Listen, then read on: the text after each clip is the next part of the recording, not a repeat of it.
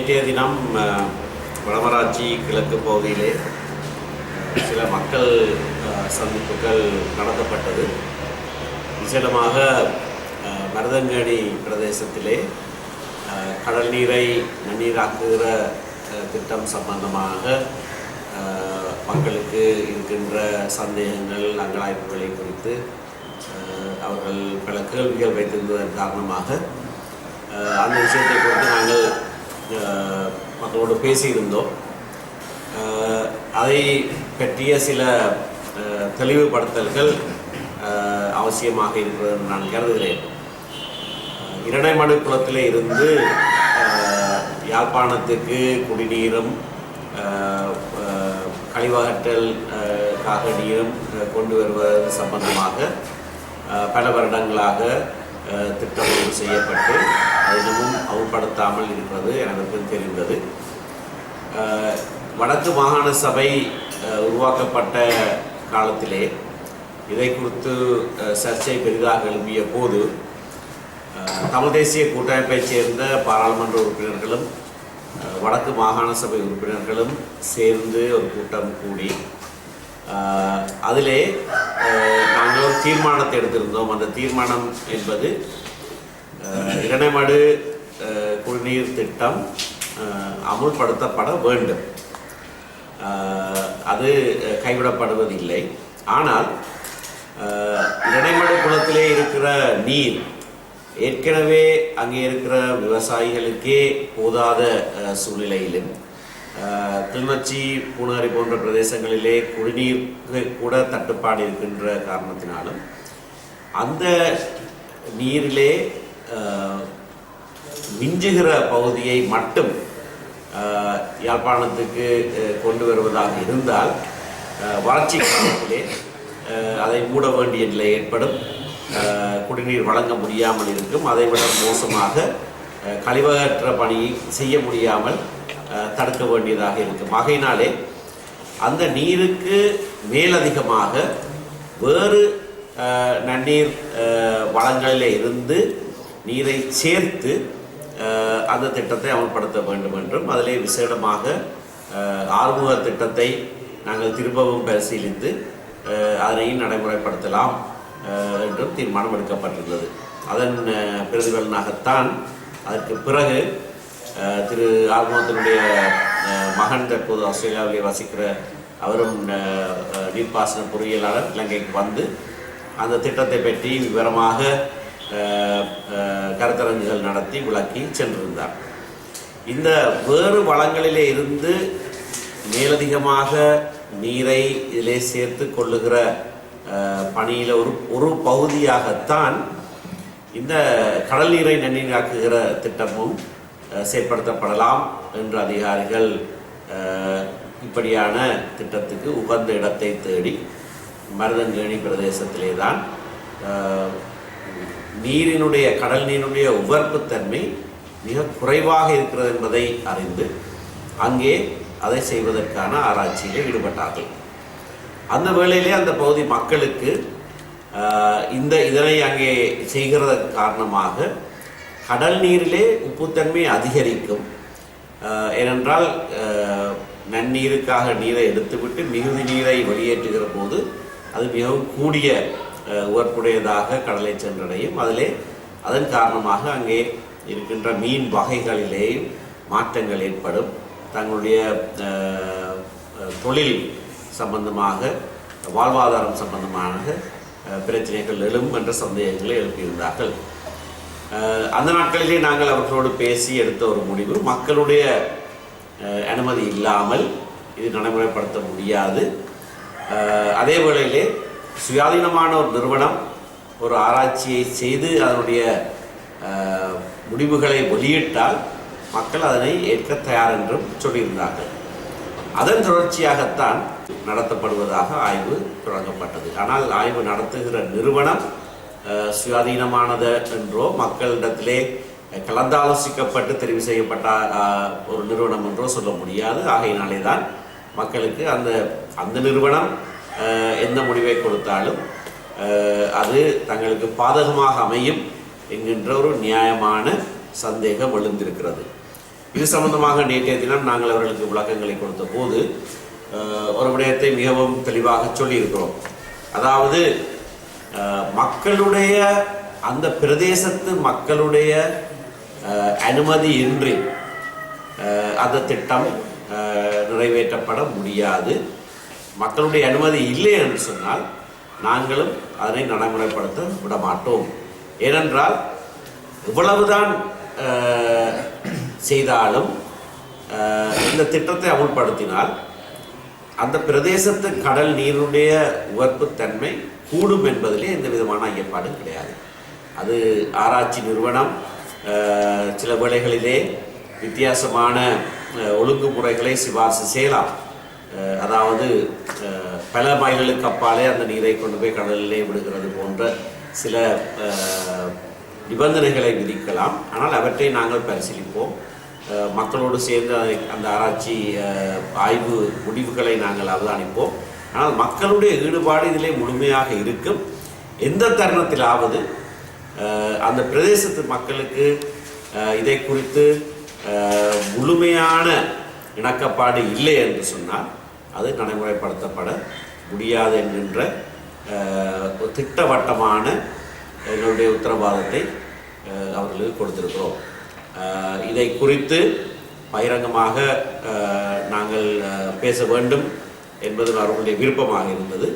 ஆகையினாலே தான் இந்த நிலைப்பாட்டை நான் இப்பொழுது பகிரங்கமாக அறிவிக்கிறேன். மீன்பிடி சம்பந்தமான ஒரு விடயம், இந்திய மீனவர்களுடைய ஊடுருவல், அதிலேயும் விசேடமாக இழுவை படகுகளை கொண்டு வந்து எங்களுடைய கடல் பிரதேசத்திலே இருக்கிற வளங்கள், கடல் வளங்களை கூட சுரண்டி கொண்டு போகிற மிகவும் பாதகமான செயற்பாடு தொடர்ச்சியாக நடந்து கொண்டிருப்பது எல்லாருக்கும் தெரிந்த விடயம். இது குறித்து மீனவர் சங்கங்களோடு நாங்கள் பேசியிருக்கிறோம். அவர்கள் கொழும்புக்கு வந்து சென்ற வருடம் ஜனாதிபதியை சந்திப்பதற்கான ஒழுங்குகளை நாங்கள் செய்திருந்தோம். அவர்களோடு சேர்ந்து ஜனாதிபதியை சந்தித்திருந்தோம். அவர்களுடைய ஒட்டுமொத்த விண்ணப்பத்துக்கு அமைய சென்ற ஏப்ரல் மாதம் பாராளுமன்றத்திலே நான் தனிநபர் பிரேரணை ஒன்றை கொண்டு வந்திருந்தேன்.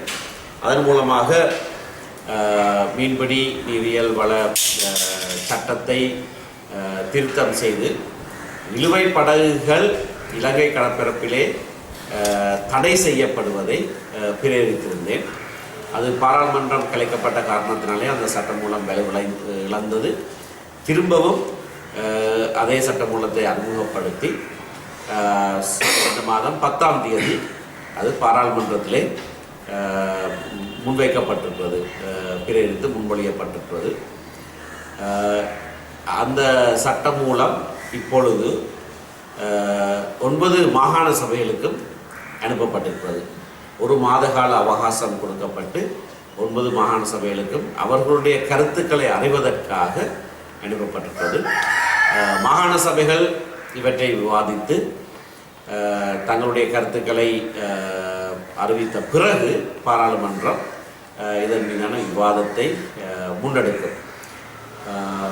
மாகாண சபைகள் இதை பற்றி விவாதிக்கிற போது விசேடமாக வடக்கு மாகாண சபையும் கிழக்கு மாகாண சபையும் இந்த முக்கியமான பிரச்சனையை மிகவும் அவதானமாக கையாண்டு இந்த சட்டமூலத்துக்கு தங்களுடைய முழுமையான ஆதரவை கொடுக்க வேண்டும் என்று நாங்கள் கேட்டுக்கொள்கிறோம். அந்த சட்டமூலம் மாகாண சபைகளுடைய கருத்துக்களோடு திரும்பி பாராளுமன்றத்துக்கு வந்த பிறகு அந்த சட்டமூலத்தை நிறைவேற்றினால் அதற்கு பிறகு இலங்கை கடற்பரப்புக்குள்ளே அது மீனவர்கள் எவராக இருந்தாலும் இழுவை படகு முறைகளை உபயோகிக்க முடியாது, முற்றாக தடை செய்யப்படும். அதை மீறி அப்படியான தொழிலில் ஈடுபட்டால் அது தண்டனைக்குரிய ஒரு குற்றமாக பிரகடனப்படுத்தப்படும். உடனடி பிரச்சனைகள் அழுத்தங்கள் சம்பந்தமான விடயங்களிலே நாங்கள் எடுத்திருக்கிற செயற்பாடுகள். தமிழ் தேசிய கூட்டமைப்பு உள்ளூராட்சி மன்றங்களை ஆட்சியை 2011ஆம் ஆண்டு பெரும்பாலும் கைப்பற்றியது உங்களுக்கு தெரியும். உள்ளூராட்சி மன்றங்களை நாங்கள் நிர்வகிக்கிற முறையிலே பல ஒழுக்க குறைவுகள் இருந்ததாகவும் ஊழல்கள் இருந்ததாகவும் முறைகேடுகள் இருந்ததாகவும் பல குற்றச்சாட்டுகள் தொடர்ச்சியாக இருந்தது அனைவருக்கும் தெரிந்த விடயம். அவற்றை கட்சி சரியாக கையாளவில்லை என்கிற ஒரு பாரிய குற்றச்சாட்டும் இருந்தது. அதுக்கு பிறகு 2013ஆம் ஆண்டு வடக்கு மாகாணத்தை பொறுத்த வரையிலே 2013ஆம் ஆண்டு மாகாண சபை ஆட்சியை நாங்கள் கைப்பற்றிய பிறகு உள்ளூராட்சி சபைகள் மாகாண சபை அதிகாரத்துக்கு கீழே வருகிற காரணத்தினாலே பல உள்ளூராட்சி சபைகளுடைய இந்த நிர்வாக சீர்கேடுகளை மாகாண சபை கையாளக்கூடியதாகவும் கேள்வி கேட்கக்கூடியதாகவும் இருந்தது. ஓரிரு தருணங்களிலே ஒரு தருணத்திலே ஒரு நகராட்சி மன்றத்தினை கலைக்கும்படியான நடவடிக்கையை கூட மாகாண சபையிலே இருக்கிற உள்ளூராட்சி சபைகளுக்கு பொறுப்பான அமைச்சர், இந்த தருணத்தில் முதலமைச்சர் எடுத்திருந்தார். அது மக்களுடைய எதிர்பார்ப்புக்கு உகந்ததாக இருந்தது. ஏனென்றால் ஆட்சி அதிகாரங்கள் எங்களுடைய கையிலே வர வேண்டும், அரசு அதிகாரங்கள் மத்திய அரசாங்கத்திலே இருக்கக்கூடாது, ஒரு சமஷ்டி முறையிலே எங்களுடைய கையிலே முழுமையாக சில விடயங்கள் சம்பந்தமான ஆட்சி அதிகாரங்கள் எங்களுக்கு பகிர்ந்து கொடுக்கப்பட வேண்டும் என்பது தான் எங்களுடைய சரித்திரபூர்வமான போராட்டமாக இருக்கிறது. அந்த போராட்டத்திலே ஓரளவு அதிகாரங்கள் எங்களுடைய கையிலே வருகிற போது அந்த அதிகாரங்களை நாங்கள் எப்படியாக கையாளுகிறோம், எப்படியாக பாவிக்கிறோம் என்பதை குறித்து பல விமர்சனங்கள் இப்பொழுது எழுகிறது. தென்னிலங்கையிலே ஏன் சில வேளைகளிலே வெளிநாட்டிலிருந்து வருகிறவர்கள் கூட கேட்கிற சில கேள்விகள், நீங்கள் ஆட்சி அதிகாரங்களை கேட்கிறீர்கள், ஆனால் அதை கையாளக்கூடிய தகைமை உங்களுடைய சமூகத்திலே இப்பொழுது இல்லை என்று பலர் சொல்லுகிறார்கள். அதிகாரம் உங்களுடைய கையிலே கிடைத்தால் அதை உங்களால் பாவிக்க முடியாமல் இருக்கிறீர்களாம் என்ற ஒரு பாரிய குற்றச்சாட்டு எங்கள் மேலே இப்பொழுது வந்து கொண்டிருக்கிறது. ஆகையினாலே இருக்கிற கொடுக்கப்படுகிற அதிகாரங்களையாவது நாங்கள் உபயோகிக்கிற போது அதை சரியான முறையிலே நாங்கள் உபயோகிக்க வேண்டும். தெற்கிலே அல்லது நாட்டிலே இன்றைக்கு மத்திய அரசாங்கத்திலே நல்லாட்சி முறை வந்திருக்கிறதாக சொல்கிறார்கள். அதை பற்றியும் விமர்சனங்கள் இருக்கிறது. உலகம் முழுவதிலேயும் ஆட்சியை கையிலே வைத்திருக்கிறவர்கள் தான் தோன்றித்தனமாக அதனை செய்ய முடியாது.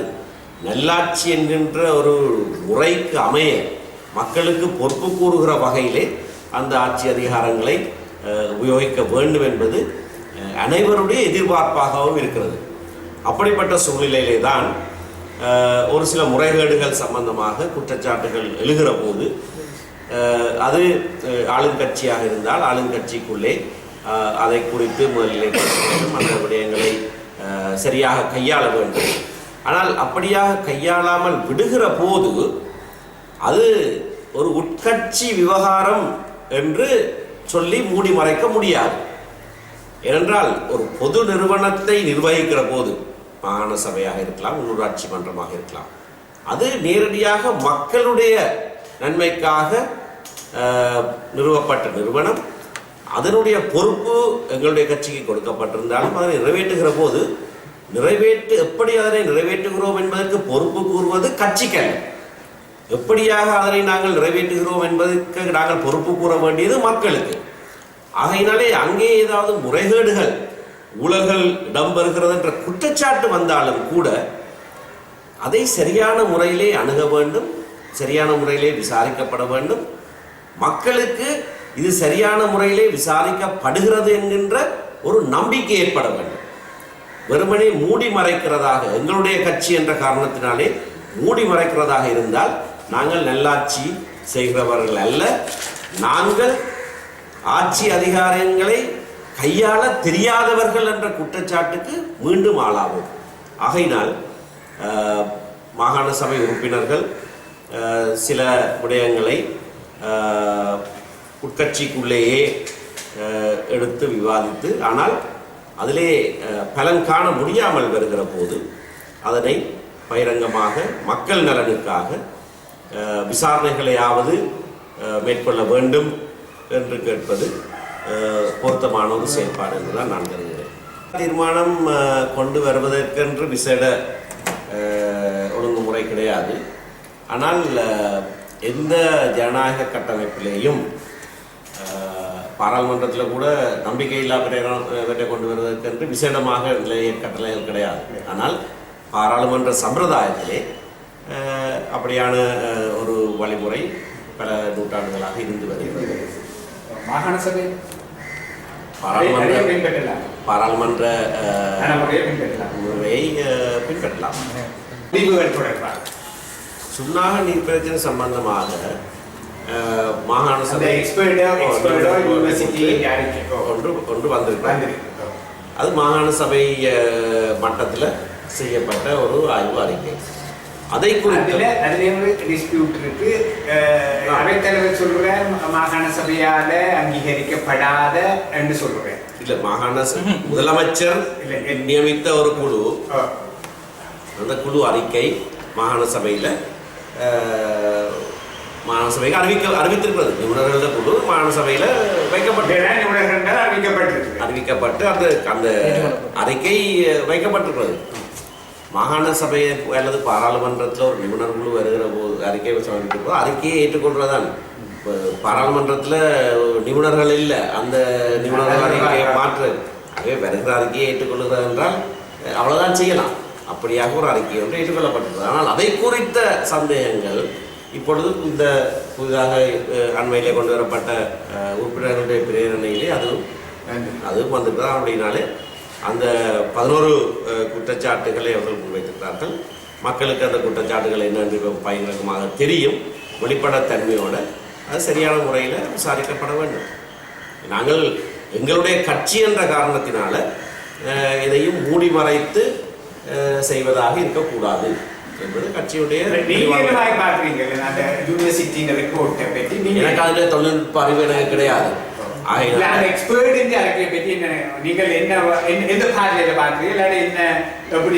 அதை பற்றி எனக்கு நான் நீர் சம்பந்தமான நிபுணத்துவம் உடையவன் அல்ல. அது நிபுணர்கள் கொடுத்த ஒரு அறிக்கை. ஆனால் அதை பற்றின ஒரு சந்தேகத்தை மாகாண சபை உறுப்பினர்களே வெளியிட்டிருக்கிற போது அதை பற்றின ஒரு விசாரணையை சரியாக திரும்பி அதே ஒரு விசாரணைக்கு அல்லது வெவ்வேறு எக்ஸ்பர்ட்டை கொண்டு செய்யும். அது முதலமைச்சரை பொறுத்தது. இது மாகாண சபை உறுப்பினர்கள் ஆட்சியின் தலைவர் என்ற வகையிலே அவர் இந்த குற்றச்சாட்டுகள் சம்பந்தமாக விசாரிக்கப்படும் என்று கேட்டிருக்கிறார்கள். ஆகினாலே அவர் அதை குறித்து என்ன செய்வார் என்பதை அவர் அறிவிப்பார். முதல் ஆய்வு முடிவு வரட்டும். நாங்கள் எடுத்த முடிவின் பிரகாரம்தான் வேறு வேறு வளங்களில் இருந்து நீரை சேகரிக்க வேண்டும் என்று நாங்கள் ஒரு தீர்மானம் எடுத்திருக்கோம். வேறு வேறு வளங்கள்ல இருந்து எடுக்கிறதுல ஒரு பகுதி தான் இந்த கடல் நீரை தண்ணீர் ஆக்கிற ஒரு யோசனை. அதனால் அந்த யோசனையில் சாதக பாதகங்களை நாங்கள் பார்ப்போம். ஆர்வ திட்டத்தை பற்றி இன்னும் ஒன்றும் செய்ய தொடங்கல போல இருக்கு. அதை செய்ய வேண்டும். ஆனால் இதை நடைமுறைப்படுத்துவது சம்பந்தமாக அனைவருக்கும் ஒரு இணக்கப்பாடு ஏற்பட வேண்டும்.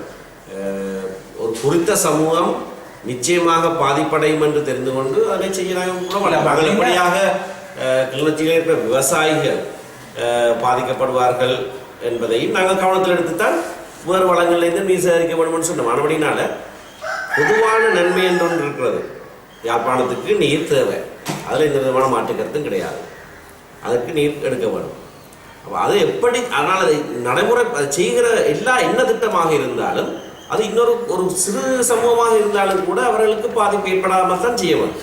அன்றைக்கு மாகாண சபையில் வந்து பிரேரணை கொண்டிருக்க 2014ஆம் ஆண்டு இந்த விஷயங்களை ஆராய்ச்சி பார்க்காம என்ன கொண்டு மாகாண சபையில் நான் அங்க தவறில் மாகாண சபை கட்சி எடுத்த தீர்மானம் வேறு வேறு வழங்கல் கட்சி எடுத்த தீர்மானம். ஓகே, அதுக்கமைவாகத்தான் மாகாண சபையில வந்து இந்த திட்டத்துக்கு மாற்றீடானது விவசாயம் அங்கீகரிக்கப்பட்டது.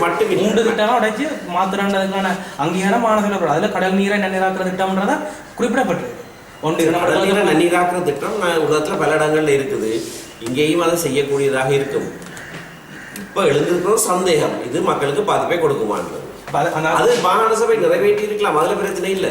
அது நிறைவேற்றின நேரத்தில் நிறைவேற்றி இருக்கிறார்கள். அதுக்கு பிறகு அதை அமல்படுத்த போகிற போது ஒரு இது பாதிப்பை ஏற்படுத்தும் தெரிந்தால் அதை நாங்கள் அன்றைக்கு நிறைவேற்றிட்டோம் மறுபடியும் செய்தான் ஆக வேண்டும் செய்ய வேண்டிய அவசியம் இல்லை. பாதிப்பை பற்றி முதலே தெரிஞ்சுக்கொண்டா பாதிப்பை பற்றி முதலே தெரியாது. அது அமல்படுத்தப்படவில்லை. அது அமல்படுத்தப்படுக நடவடிக்கை எடுக்கிற போது நாங்கள் அதை பற்றி பேசுவோம். மகாவலியிலிருந்து வடக்கு மாகாணத்துக்கு தண்ணீர் வருவதாக இருந்தால் வரட்டும், அதை நாங்கள் கடக்க வேண்டிய அவசியம் கிடையாது. ஆனால் பலருக்கு இருக்கிற அதுவும் சந்தேகம், நியாயமான சந்தேகம், மகாவலி திட்டத்தின் மூலமாகத்தான் கூடுதலாக கிழக்கு மாகாணத்தில் சிங்கள குடியேற்றங்கள் நடைபெற்றது. 100% சிங்கள மக்களை குடியேற்றியது மகாவலி திட்டத்தின் மூலமாக, திட்டத்தின் மூலமாகத்தான் மனதார முழுமையாக பறிக்கப்பட்டு வெளியோய என்று உருவாக்கப்பட்டு இன்றைக்கு முல்லைத்தீவிலே 9,000க்கும் மேற்பட்ட குடும்பங்கள் வாக்காளராக கூட சென்றிருக்கிறார்கள். ஆகையினாலே அந்த அனுபவத்தை வைத்து நியாயமான ஒரு பயன் இருக்கிறது. ஆனால் தண்ணி வருகிறது என்பதற்காக குடியேற்றம் வர வேண்டும் என்று இல்லை.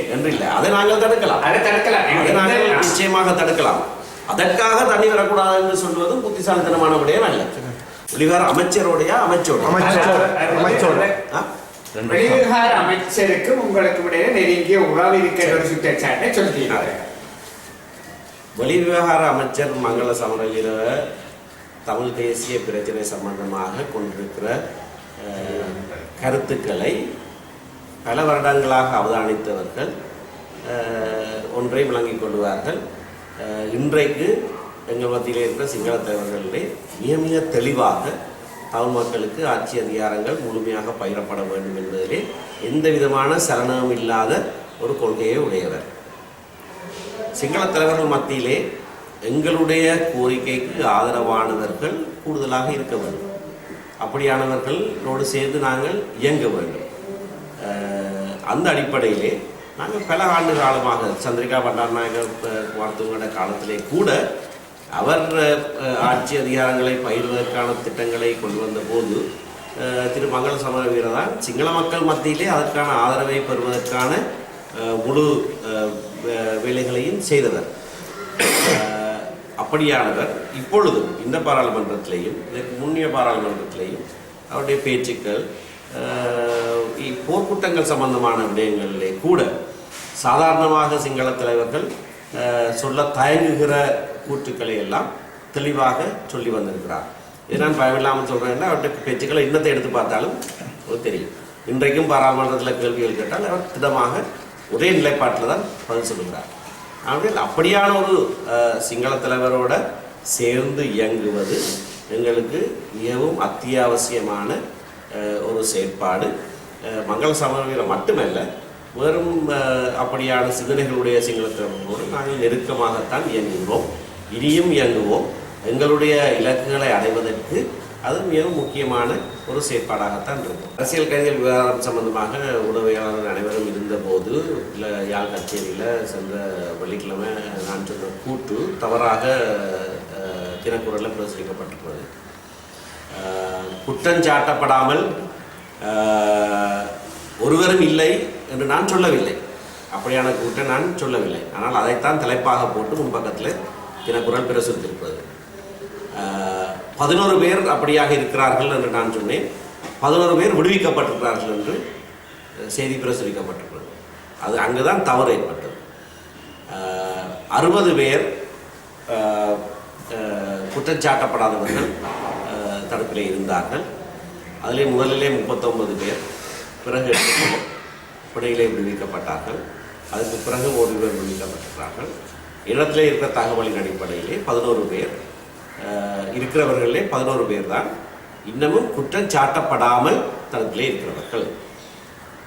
40ஆக இருக்க முடியாது என்றால் 60லேருந்து 39 கழிச்சாலே 40ஆக இருக்க முடியாது. மிகுதியாக இருக்கிறவர்கள் நீண்ட காலமாக வழக்கு விசாரணை நடந்து கொண்டிருக்கிறவர்கள், அதான் கூடுதலான எண்ணிக்கையானவர்கள். 43 பேர் வழக்கு முடிந்து தண்டிக்கப்பட்டு தண்டனை அனுபவித்துக் கொண்டிருக்கிறவர்கள். ஆகவே நாங்கள் இந்த 3 வகையானவர்களை குறித்து நாங்கள் அடிக்கடி பேசியிருக்கிறோம். இந்த 3ம் வித்தியாசமாக கையாளப்பட வேண்டும் என்று. அந்த அடிப்படையிலே தான் குற்றம் சாட்டப்படாதவர்கள் முதலிலே கையாளப்பட்டார்கள். ஆனால் அப்படின்னா தான் அவர்களுக்கு பிணை வழங்கப்பட்டது. அதிலேயும் எல்லாருக்கும் பிணை வழங்கப்படவில்லை. அரசாங்கம் அனைவருக்கும் கொடுப்போம் என்று சொல்லவில்லை. சிலரைக்கு பிணை வழங்க மாட்டோம் என்று சொல்லியிருந்தார்கள். அதான் அந்த மிக குறுகிய எண்ணிக்கையானவர்கள். மிகுதி ஆட்கள் வழக்கை எப்படி முடிக்கலாம், அல்லது வழக்கை எப்படி மீளப்பெறலாம் என்பதை குறித்து இப்பொழுது நாங்கள் பேச்சுவார்த்தை நடத்துகிறோம். அதுக்காக சட்டமா அதிபருக்கு தான் அந்த அதிகாரம் இருக்கிறது, வழக்கை மீளப்பெறுவதற்கான அதிகாரம். ஜனவரி 9ஆம் தேதி சட்டமா அதிபர் இளைப்பாறினார். ஆனபடினால் எங்களுக்கு சொன்னார்கள், புதிய சட்டமா அதிபர் வந்த பிறகு அதை குறித்து நாங்கள் ஒரு முடிவு எடுக்கலாம் என்று. ஒரு மாத காலத்துக்கு பிறகுதான் புதிய சட்டமா அதிபர் இப்பொழுது நியமிக்கப்பட்டிருக்கிறார். வருகிற வாரமே புதிய சட்டமா அதிபரோடு நாங்கள் சந்தித்து அந்த வழக்கை மீளப்பெறுவது சம்பந்தமான விடயங்களை நாங்கள் முன்னெடுப்போம். தண்டிக்கப்பட்டு தண்டனை அனுபவித்துக் கொண்டிருக்கிறவர்கள் சம்பந்தமாக ஜனாதிபதி மட்டும்தான் செயற்படலாம். ஜனாதிபதியுடைய மன்னிப்பு மட்டும்தான் அவர்களுக்கு விடுதலை கொடுக்கும். அவர் தனக்கு எதிராக தன்னை கொலை செய்ய திணித்த ஒருவருக்கு அந்த மன்னிப்பை வழங்கியிருக்கிறார். மற்றவர்களுக்கும் அப்படியாக மன்னிப்பு வழங்க வேண்டும் என்று நாங்கள் கேட்டிருக்கிறோம். அவர்கள் ஒவ்வொருவருடைய விவரங்களையும் அவர் கோரி ஆலோசகர்கள் மூலமாக அவர்களுடைய நிலைப்பாடுகள் சம்பந்தமாக ஆராய்கிறார். ஆகையினாலே இந்த விடயத்திலே காலதாமதம் இருக்கிறது. அவர்கள் எங்களுக்கு சொன்ன காலக்கெடுவை அவர்கள் நிறைவேற்றவில்லை. ஆனால் சில முன்னேற்றங்கள் இருக்கிறது. வெகு விரைவில் இந்த ஆரம்பத்தில் 217 பேர் இருந்த அந்த பயங்கரவாத தடுப்பு சட்டத்துக்கு கீழே தடுத்து வைக்கப்பட்டிருந்தவர்களில் பெரும்பாலானவர்கள் 150க்கு மேற்பட்டவர்களாகிலும் விடுவிக்கப்படுவார்கள் என்ற நம்பிக்கை எங்களுக்கு இருப்பது. அதை நாங்கள் அரசாங்கத்தோடு சேர்ந்து அந்த நம்பிக்கையிலே ஈடுபடுவோம். அவர்கள் ஏற்கனவே சிறை செய்த காலத்தை எடுத்து பார்த்தால் அது மிக நீண்ட காலம். ஆகையினாலே நீண்ட காலமாக சிறையிலே இருக்கிறவர்கள் என்ற அடிப்படையிலேயாவது அவர்களுக்கு மன்னிப்பு கொடுக்க வேண்டும் என்று நாங்கள் கேட்டுக்கொள்வோம். ரெஜினால் குரே என்பவர் மாகாண சபை அமைப்பிலே இருந்து வந்தவர். சென்ற பாராளுமன்றத்திலே பிரதி அமைச்சராக இருந்தவர். அதிகார பகிர்வு சம்பந்தமாக மிக மிக முன்னேற்றமான சிந்தனைகளை கொண்ட ஒருவர். சென்ற பாராளுமன்ற காலத்திலே ஜனாதிபதி மஹிந்த ராஜபக்ச 13ஆம் திருத்தத்தையே திருத்தி அதில் இருக்கிற போலீஸ் காணி அதிகாரங்களை நீக்கி மாகாணங்கள் இணையக்கூடிய சாத்தியக்கூறையை அகற்றுவதற்கு ஒரு முயற்சி எடுத்த போது பலருக்கு ஞாபகம் இருக்கலாம். இந்திய வெளியுறவு செயலாளர் வந்து பேசி சென்ற பிறகு அது கைவிடப்பட்டது. ஆனால் அந்த காலகட்டத்திலே பாராளுமன்ற குழு கூட்டத்திலே அவர்களுடைய பாராளுமன்ற குழு கூட்டத்திலே அப்படியான முயற்சிக்கு எதிராக மிகவும் காரசாரமாக விவாதித்த ஒருவர். கூடுதலாக அதிகார பகிர்வுகள் மாகாணங்களுக்கு கொடுக்கப்பட வேண்டும் என்று பகிரங்கமாக சொல்லுகிற ஒருவர். ஆகையினாலே இந்த காலகட்டத்திலே அப்படியான ஒருவர் வடக்கு மாகாணத்தின் ஆளுநராக வருவது நல்ல விடயம் என்றுதான் நாங்கள் கருதுவோம். பல நிபுணர்கள், வெளிநாட்டு பேராசிரியர்கள் பலர் அதிகார பகிர்வு ஒவ்வொரு நாடுகளிலே என்ன விதமாக நடைபெற்றிருக்கிறது என்பதை குறித்து எங்களுக்கு பல விளக்கங்களை கொடுத்தார்கள். அதிலே விசேடமாக ஸ்காட்லாந்து, ஸ்பெயின், பெல்ஜியம் மற்றும் இந்தியா, இந்த 4 நாடுகள், 5ஆவதாக இந்தோனேஷியா ஆட்சியை பற்றி நாங்கள் சிறிதளவிலே பார்த்தோம். ஆனால் கூடுதலாக இந்த 4 நாடுகளிலேயும் சமஷ்டி என்று வெளிப்படையாக சொல்லாவிட்டாலும் இந்த அளவுக்கு சில இடங்களிலே மற்ற சமஷ்டி நாடுகளை விட கூடுதலாக அதிகார பகிர்வுகள் இடம்பெற்றிருக்கின்றன என்பது ஒரு பகுதி. ஒவ்வொரு மக்கள் ஒவ்வொரு விதமாக மாறி வாழுகிற பிரதேசங்களில், குறிப்பாக பெல்ஜியத்திலே என்ன விதமாக வித்தியாசமான ஒழுங்குமுறைகள், சமூக பேரவைகள் உருவாக்கப்பட்டு புவி ரீதியாக இல்லாமல் சமூக ரீதியாக அவைகள் உருவாக்கப்பட்டு அவற்றுக்கு அதிகாரங்கள் கொடுக்கிற சில முறைகள் பெல்ஜியத்தில் இருக்கிறது. நாங்கள் வடக்கு கிழக்கு இணைப்பு சம்பந்தமாக சிந்திக்கிற காரணத்தினாலே முஸ்லீம் மக்களும் தமிழ் மக்களும் ஆட்சி அதிகாரங்களை எங்களுக்குள்ளேயே பகிரக்கூடிய சில முறைகளை பற்றி ஆராய்வதற்கு அது உதவியாக இருந்தது. சுதந்திர கட்சியினுடைய உட்கட்சி விவகாரங்களை குறித்து நான் எதுவும் சொல்ல விரும்பவில்லை. ஆனால் இன்றைக்கு நாட்டிலே ஆட்சி மாற்றம் ஒன்று ஏற்பட்டு சரியான திசையிலே பயணிப்பதற்கான முயற்சிகள் இந்த தேசிய அரசாங்கம் எடுக்கிற போது ஜனாதிபதி மைத்ரிபால சிறிசேன தலைமையிலான சுதந்திர கட்சியும் ரணில் விக்ரமசிங்க தலைமையிலான ஐக்கிய தேசிய கட்சியும் ஒன்று சேர்ந்து முன்னர் சென்ற திசையை விட்டு மாறி சரியான திசையிலே பயணிக்க எத்தனிக்கிற போது அதை தடுப்பதற்கான பல முயற்சிகள் உட்கட்சி விவகாரமாக இருந்தாலும் பல முயற்சிகள் நடைபெறுவது நாங்கள் கரிசனை கொள்ள வேண்டிய ஒரு விடயம். அந்த முயற்சிகள் வெற்றி பெறக்கூடாது என்று நாங்கள் எதிர்பார்க்கிறோம். விசேடமாக சிங்கள மக்கள் ஜனாதிபதி மைத்ரிபால சிறிசேனனுடைய புதிய வித்தியாசமான நடவடிக்கைக்கு ஆதரவு கொடுப்பார்கள் என்றும் நியாயமான முறையிலே சிந்திக்க தலைப்படுவார்கள் என்றும் நாங்கள் எதிர்பார்க்கிறோம். இந்த விடயம் சம்பந்தமாக எங்களுக்கும் பாரிய பொறுப்பு இருக்கிறது.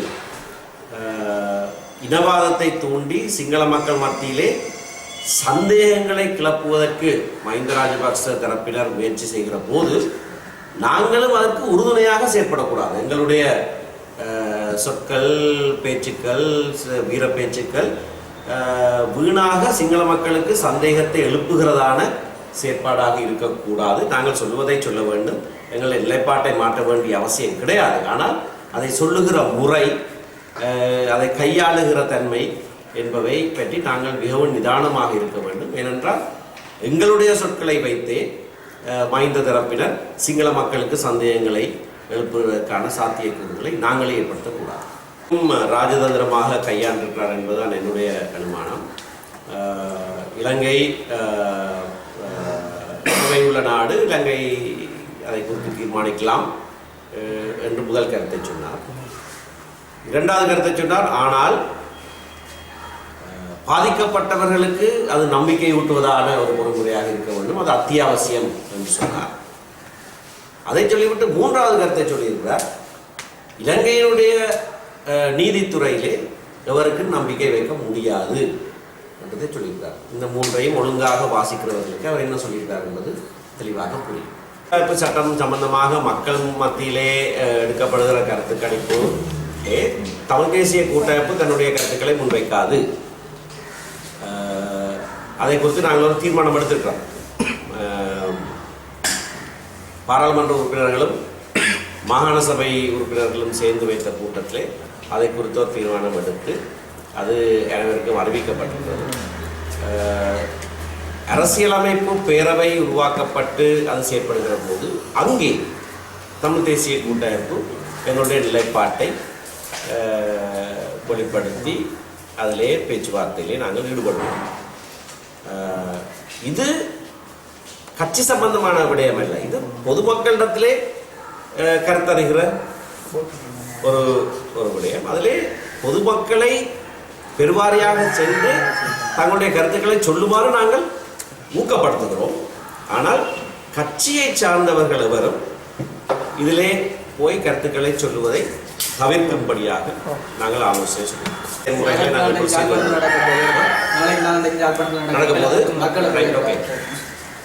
இந்த யாழ்ப்பாணத்துக்கு இந்த குழு வருகிற போது பொதுமக்கள் மிகவும் தீர்மானமாக திட்டவட்டமாக தங்களுடைய கருத்துக்களை இந்த சபைக்கு முன்பாக அறிவிக்க வேண்டும் என்பது எங்களுடைய நிலைப்பாடு. அந்த சான்றிதழ் மரண சான்றிதழ் என்ற ஒரு குழப்பம் தான் இருக்குது. மரண சான்றிதழ் கொடுப்பதை நாங்கள் எதிர்த்திருக்கிறோம். மரண சான்றிதழ் கொடுக்க முடியாது. ஏனென்றால் ஒவ்வொரு காணாமல் போன விவகாரம் சம்பந்தமாகவும் ஒழுங்கான விசாரணை நடத்தி அவர் ஒவ்வொருவருக்கும் என்ன நடந்தது என்பதை அறிந்து ஒரு முடிவெடுக்கிற வரைக்கும் மரண சான்றிதழ் கொடுக்கக்கூடாது. ஆனால் இவர்கள் காணாமல் போனவர்கள் என்ற சான்றிதழ் கொடுக்கிறதுக்கான ஒரு முயற்சி நடக்கிறது. அது உலகத்தின் பல பாகங்களில் புதிதான ஒரு முறையாக வந்திருக்கிறது. அது வரவேற்க வேண்டிய ஒரு விடயம். ஏனென்று சொன்னால் அந்த இடைப்பட்ட காலத்திலே விசாரணை நடைபெறுகிற வரைக்கும் இடைப்பட்ட காலத்திலே அவர் காணாமல் போயிருக்கிறார் என்ற சான்றிதழை கொடுத்தால் அந்த குடும்பம் பல விடயங்களிலே முன்னேறக்கூடியதாக இருக்கும். அவருடைய உடைமையை உபயோகிக்கக்கூடியதாக இருக்கும். அப்படியாக சில நடவடிக்கைகளை செய்யக்கூடியதாக இருக்கும். அந்த இறுதி முடிவு வருகிற வரைக்கும் அவர்கள் ஒன்றுமே செய்யாமல் இருக்க வேண்டிய அவசியம்.